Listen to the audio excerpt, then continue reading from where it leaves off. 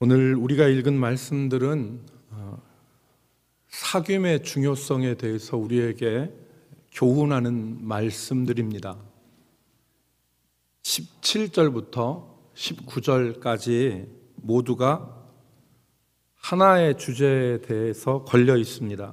그게 바로 사람 사이의 사귐에 대해서 말씀을 하고 있습니다. 먼저 17절 말씀은 참된 사귐의 유익에 대해서 우리에게 말씀하는 것입니다. 우리 17절을 같이 읽습니다. 철이 시작. 철이 철을 날카롭게 하는 것 같이 사람이 그의 친구의 얼굴을 빛나게 하느니라. 아멘. 이 말씀은 먼저 일반적인 사실을 말합니다.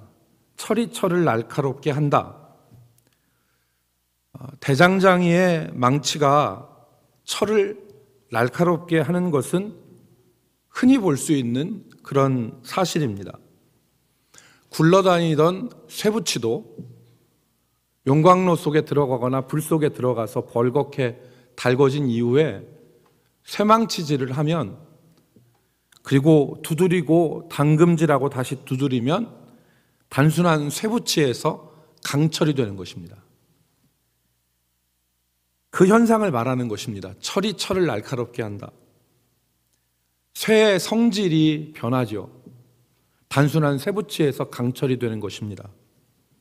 잠언 기자는 이 사실을 통해서 17절 후반부에 새로운 사실 하나를 더 말하고 있습니다. 그것이 철이 철을 날카롭게 하듯이 사람이 그의 친구의 얼굴을 빛나게 한다. 그것을 말합니다. 철과 철이 부딪히는 것처럼 사람과 사람이 사귐을 그렇게 본 것입니다. 그래서 참된 사귐은 철이 철을 날카롭게 하는 것처럼 사람을 유익하게 하고 사람을 전혀 새로운 사람으로 만드는 일도 일어나게 만든다. 그 얘기입니다. 우리 주변에는 이런 사귐의 유익을 우리가 많이 볼 수 있습니다. 친구를 잘 사귀고 좋은 만남을 가지면 서로에게 큰 유익이 됩니다. 그래서 공부하는 학생은 공부하는 친구를 만나면 공부에 흥미를 갖게 됩니다. 친구가 공부하는 것을 보고 날마다 도서관에 가는 친구를 만나면 도서관에 같이 가게 됩니다. 날마다 술집에 가는 친구를 만나면 그 친구도 따라서 술집에 갑니다. 그러니까 어떤 친구를 만나고 어떤 사귐을 갖느냐에 따라서 그 사람의 삶이 많이 달라지죠. 사업을 하는 사람은 사업을 열심히 하고 사업에 재능이 있는 사람을 사귀면 사업에 굉장한 유익을 받습니다. 자기가 알지 못했던 분야를 확장하기도 하고 또 전혀 새로운 모습들로 그렇게 살 수 있기도 합니다. 신앙생활에 있어서도 좋은 친구를 만나서 함께 사귀다 보면 믿음이 자라고 믿음이 성숙해지는 그런 유익을 누리게 됩니다. 17절뿐만 아니라 오늘 27장 9절 말씀에 보면 좋은 친구와의 사귐을 기름과 향에 비유했습니다. 여러분 9절을 보십시오. 기름과 향이 사람의 마음을 즐겁게 하나니 친구의 충성된 권고가 이와 같이 아름다우니라 그랬습니다. 여러분 기름은 사람의 몸에 바르는 것입니다. 사람의 몸에 바르는 것이고 향은 옷에 뿌리는 것입니다.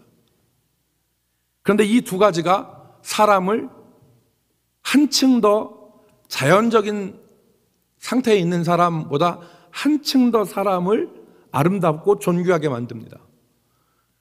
여러분 그냥 푸석푸석한 얼굴에 기름을 발라보세요. 얼굴이 달라 보이죠. 그냥 있는 대로 돌아다니는 게 아니라 향을 몸에 뿌려보세요. 그럼 사람이 달라지는 것입니다. 그런데 이 기름과 향과 같은 것이 무엇이냐? 친구의 충성된 충고라고 그랬습니다. 그것이 인생을 아름답게 한다는 것입니다. 여기서 지금 말씀하시는 것은 사귐의 유익입니다. 참다운 사귐은 서로를 유익하게 한다. 제가 지난번에 한번 리더 수련회에서 말씀을 드렸는데, 우리 교회에 오셔서 부흥의 말씀을 전해주신 남서울교회 화정부 목사님과 부전교회 박성규 목사님은 학번이 같은 대학 친구입니다. 내수동교회 대학부 같은 친구인데, 이 두 분이 서로 잘 친구로 지냈어요. 그러다 박성규 목사님은 오래전에 한 35년 전에 있던 얘기를 저한테 해주시더라고요. 그런데 박성규 목사님과 이 화종무 목사님이 내수동교회 대학부를 다니고, 그리고서 시간이 오래 지나서 박성규 목사님은 이제 장교로 군종 목사가 돼서 군 생활을 하게 됐고, 화종무 목사님은 대학을 졸업하고 늦가기로 일반 병사로 군에 입대를 하게 됐어요.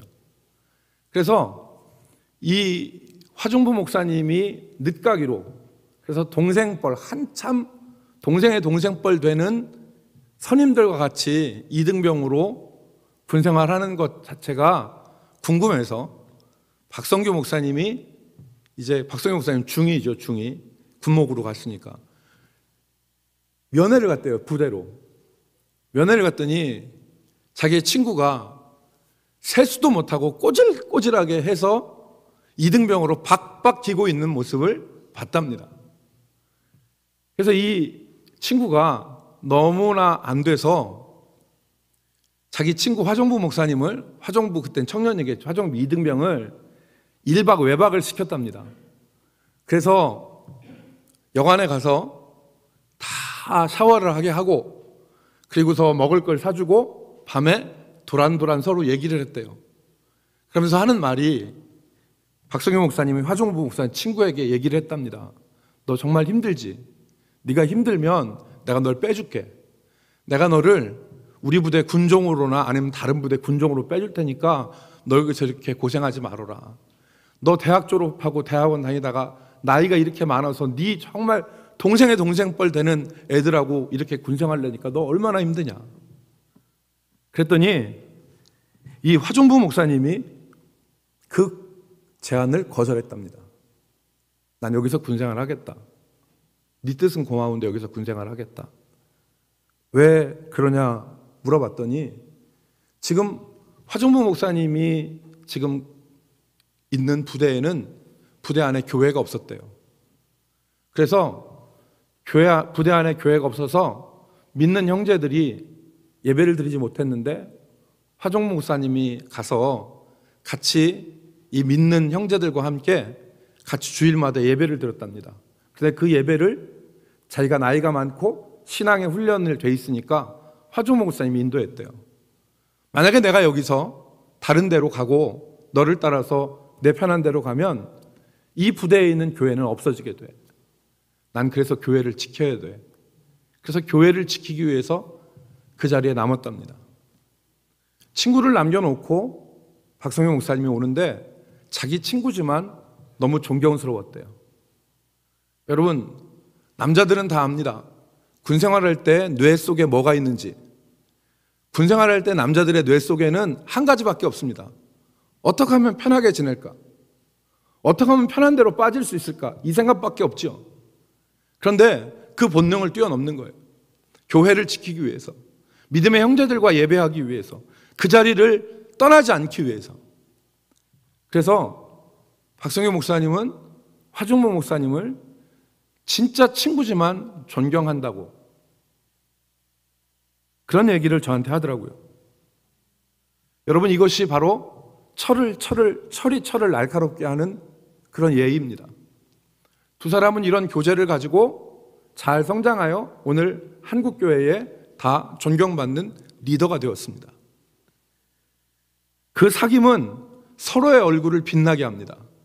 진정한 믿음 안에서의 사귐은 철이 철을 날카롭게 하는 것처럼 사람이 그의 친구의 얼굴을 빛나게 하느니라 그랬습니다. 빛나게 하느니라. 여러분, 이와 정반대되는 경우도 있습니다. 철을 무력하게 만드는 것이 녹입니다.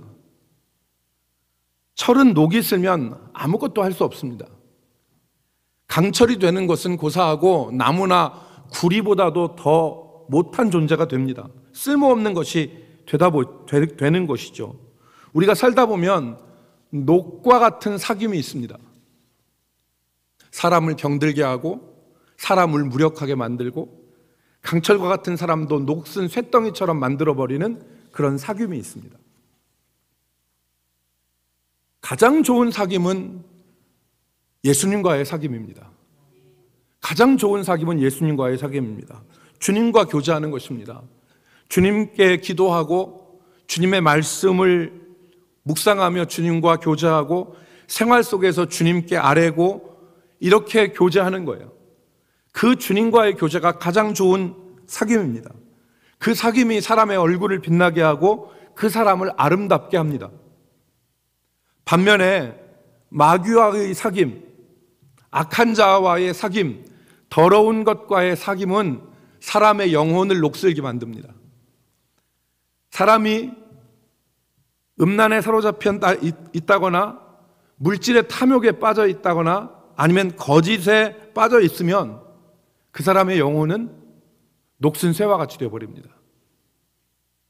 요한계시록 18장에 보면 큰 성 바벨론이 무너져 내립니다. 큰 성 바벨론이 무너져 내리는데 그 무너져 내리는 바벨론의 중심에 누가 앉아 있냐면 음녀가 앉아 있습니다. 모든 세상의 왕들과 사람들로 하여금 그와 함께 더불어 음행하게 만드는 음녀가 그 성 중앙에 있습니다. 바벨론 성 중앙에 앉아 있습니다. 그런데 이 음녀는 사람을 그냥 놔두는 것이 아니라 같이 음행을 함으로 한 몸이 되게 만듭니다. 그러니까 오늘 사귐이라는 것은 중요합니다. 오늘 우리가 누구와 사귐을 갖고 누구와 같이 있느냐는 대단히 중요한 문제입니다. 우리가 힘써야 될 것은 바른 사귐입니다. 올바른 사귐입니다. 여러분, 나를 가만히 보십시오. 나 자신을 가만히 보시고 내가 지금 누구와 사귀고 있는가, 누구와 더불어 살고 있는가를 우리가 한번 생각해 보면 좋겠습니다.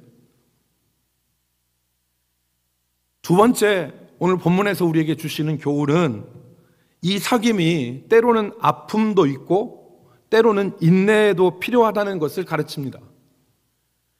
좋은 사귐은 때때로 아픕니다. 상처로 다가올 때가 있습니다. 좋은 사귐이. 여러분 6절의 말씀을 같이 읽겠습니다. 6절 말씀을 27장 6절 말씀 친구의 시작. 친구의 아픈 책망은 충직으로 말미암는 것이나 원수의 잦은 입맞춤은 거짓에서 난 것이니라. 여러분, 때로 진실한 친구는 아픈 책망을 해야 될 때가 있습니다. 아픈 책망은 충성스러운 마음이 아니면 할 수 없는 것입니다. 이 말이 아프더라도 혹은 상처가 되더라도 그 친구를 바로 세우기 위한 충직에서 행해지는 말들입니다. 그런데 이와 반대되는 것이 원수의 잦은 입맞춤입니다. 잘한다 하는 거죠. 잦은 입맞춤은 어디에서 나는 것이라? 거짓에서 나는 것이라.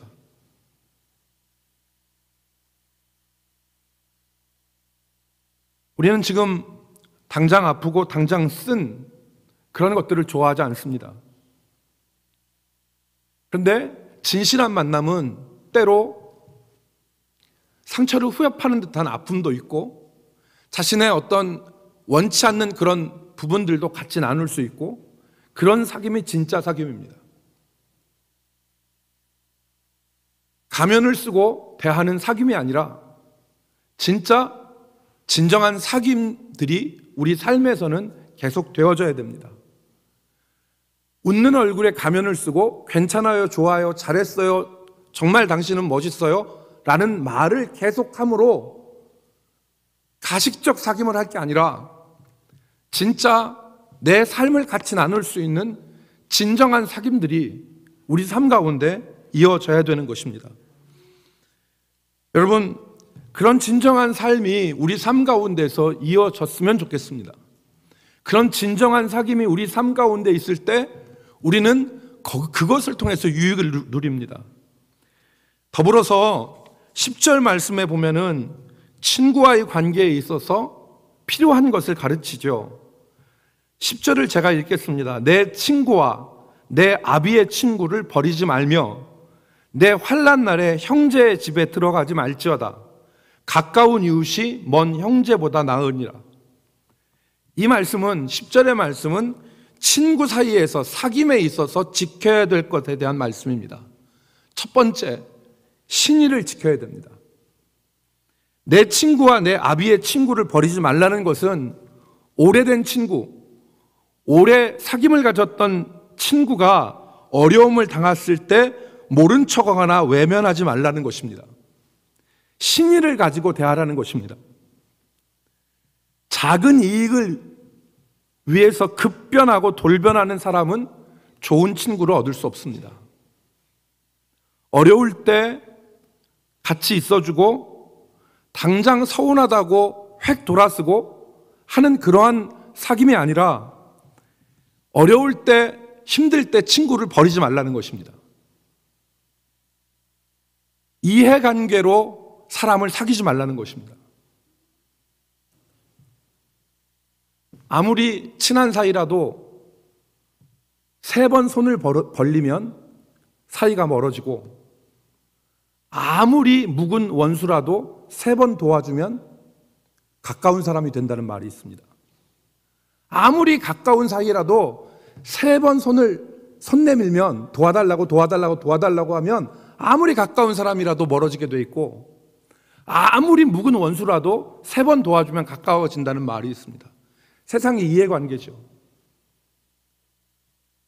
여러분, 그래서 친구 사이에 작은 이익을 가지고서 이해관계로 친구를 사귀지 말고 오늘 신의를 가지고 사람을 대하라는 것입니다. 또 다른 태도를 말하는데 반대로 자신이 환난을 당했을 때 형제의 집에 들어가지 말라는 것입니다. 내가 어려움을 당했을 때 형제에게 폐를 끼치지 말라는 것입니다.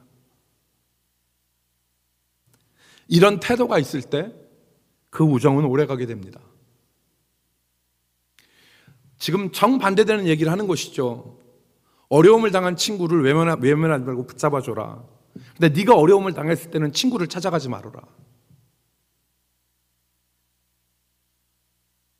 오늘 본문 말씀에 보면은 이게 사람과의 관계만을 얘기하는 게 아니에요. 하나님과의 관계도 얘기하는 겁니다. 하나님이 내 기도 안 들어주셨다고, 내게 고난 주셨다고 획 돌아서 가지고 하나님 어떻게 그럴 수가 있어요. 이렇게 하지 말고 정말 하나님 앞에 신실한 모습으로 신의를 가지고 하나님과 사귐이 있어야 된다는 것이죠. 그래서 이렇게 사귐에 있어서 애쓰는 사람이 얻는 유익이 오늘 18절 말씀에 있습니다. 18절 말씀을 같이 읽습니다. 무화과 시작. 무화과 나무를 지키는 자는 그 과실을 먹고 자기 주인에게 시중 드는 자는 영화를 얻으리라. 이게 훅 떨어진 말이 아닙니다. 지금까지 27장은 뭐에 대해서 얘기하냐면 우정에 대해서 얘기하는 겁니다. 사귐에 대해서 얘기하는데, 무화과 나무를 지키는 자는 그 과실을 먹고 그 상전을 섬기는 자는 그 주인에게 시중 드는 자는 영화를 얻는데, 어떤 것에 자신을 헌신하다 보면 반드시 그 열매를 거둔다는 뜻입니다. 그러므로 진정한 우정, 신실한 우정을 위해서 자신이 지켜야 될 것을 지키고, 그리고 신의를 가지고 사람을 대하다 보면 그 사람과의 관계 속에서 반드시 좋은 열매를 거두게 된다는 뜻입니다.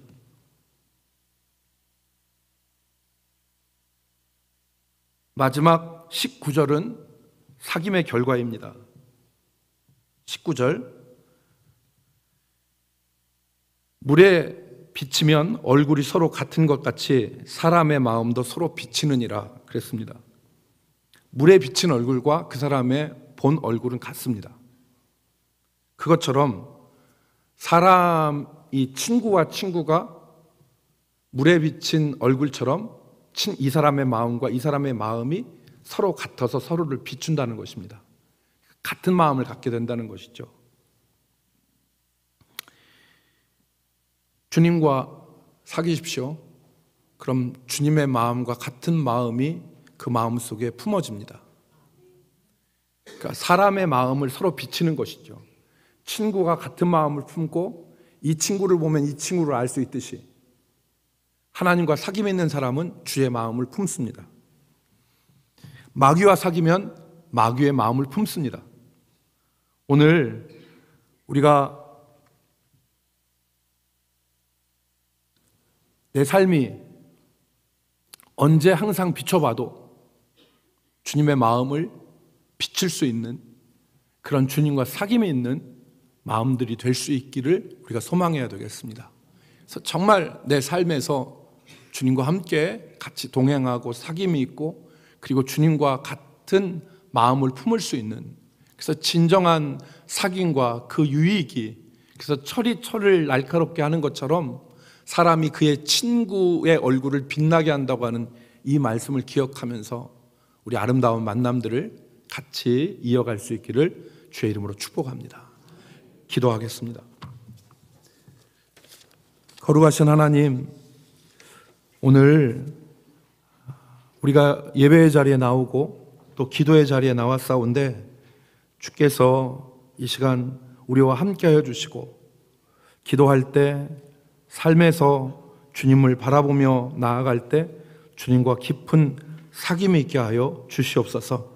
그래서 우리의 얼굴이 빛나게 하시고 우리의 마음이 주님의 마음을 비추는 주와 같은 마음이 되게 하여 주옵소서. 이 시간도 함께해 주실 것을 소원하옵고 예수님의 이름으로 기도 올리옵나이다. 아멘.